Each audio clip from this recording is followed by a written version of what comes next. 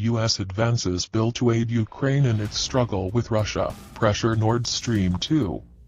The U.S. Senate Foreign Relations Committee advanced a bill on Wednesday to deliver aid to Ukraine in its struggle with Russia and pressure companies helping to build Russia's Nord Stream 2 gas pipeline that could deprive Kiev of lucrative transit fees.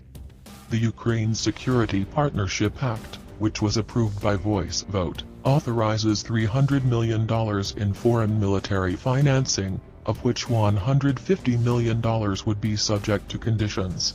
It needs to be passed in the full Senate and House of Representatives and signed by President Joe Biden to become law.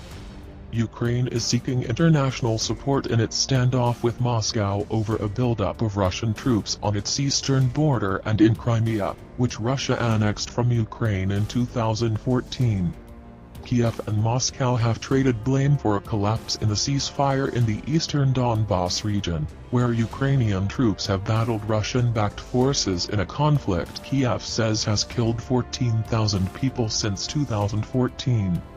Ukrainians have a right to choose their own future, and this bill contributes to that by supporting Western-style military reforms, lethal and non-lethal military equipment to defend itself from Russia, and U.S. diplomatic support for peace negotiations, Senator Jim Risch, the committee's top Republican, said in a release.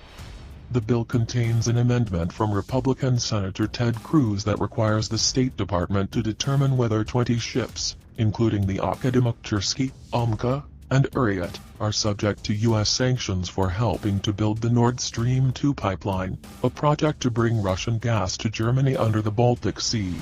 The determination is required within 15 days of passage.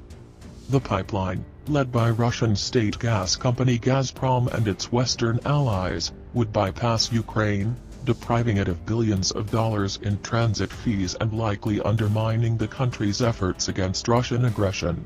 Biden has said the pipeline is a bad deal for Europe, but the project is about 95% complete.